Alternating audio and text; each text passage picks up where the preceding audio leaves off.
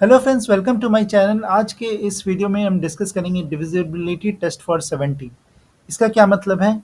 मान लो तुम्हारे पास एक नंबर है बहुत बड़ा, ठीक है। उसको तुम्हें पता करना है कि वो 17 से डिविजिबल है या नहीं, but you don't want to perform the actual division. Without that you want to tell कि वो नंबर 17 से डिविजिबल है या नहीं। तो उसके लिए कुछ रूल्स हैं, उन रूल्स को ही हम यहाँ पे डिस्कस करेंगे, ठीक है। तो सबसे पहला एग्जाम्पल लेते हैं। जैसे मान लो एक नंबर है 36125, ठीक है। हमें ये पता करना है कि ये जो नंबर है कि 17 से डिविजिबल है या नहीं, ठीक है। तो इसका रूल क्या होता है कि सबसे पहले उस नंबर को दो पार्ट में एज्यूम करो। एक हो गया उसका लास्ट डिजिट और एक हो गया remaining section of the number. यानी पहला हो गया लास्ट डिजिट, एक हो गया लास्ट डिजिट जो कि यहाँ इस केस में 5 है, और remaining section of the number जो कि इस केस में 3612, ठीक है।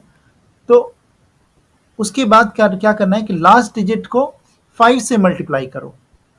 मल्टीप्लाई किए, जो रिजल्ट निकला उसको remaining section of the number से सब्ट्रैक्ट करना है, ठीक है। तो व्हाट आई मीन इज कि देखो 36125 दिस इज द नंबर, ठीक है। इसको जब हम दो पार्ट में डिवाइड करें तो एक 5 आया और एक आया 3612, right.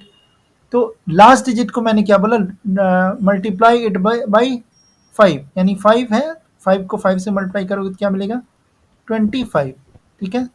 And subtract this 25 from the remaining section of the number.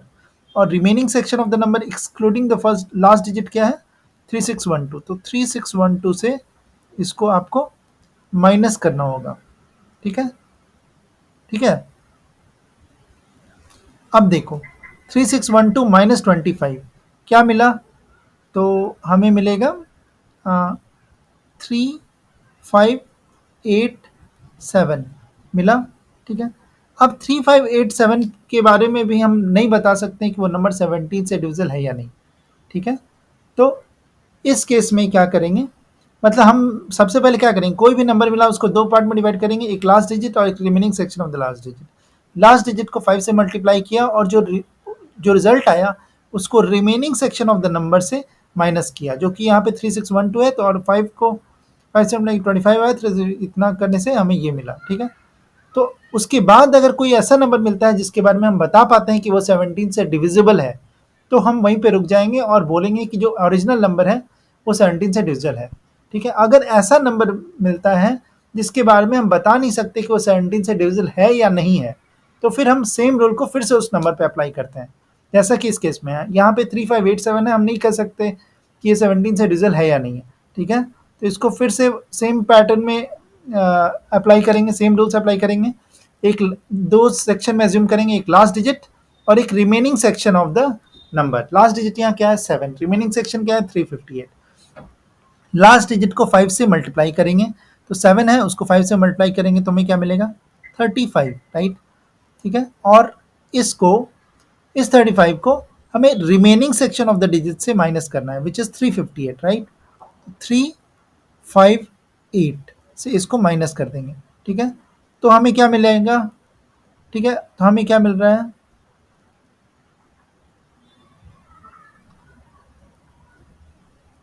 323, ठीक है।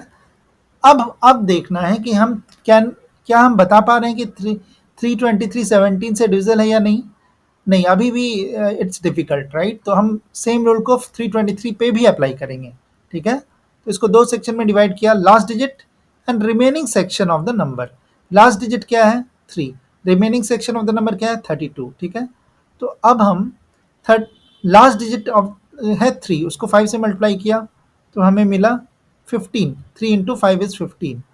Remaining section of the number क्या है 32, तो 32 से उसको हम माइनस करेंगे तो हमें क्या मिला 32 माइनस 15 इज 17, ठीक है।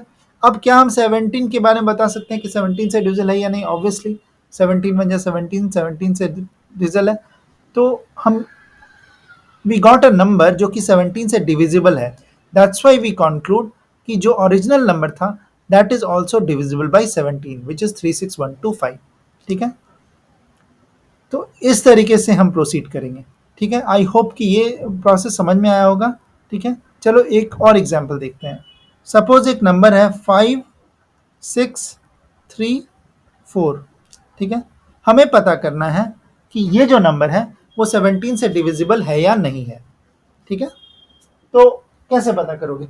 सेम रूल्स हम यहाँ भी अप्लाई करेंगे। ठीक है, तो we will divide, assume that this number has two parts. One is the last digit and another one the remaining part of the number.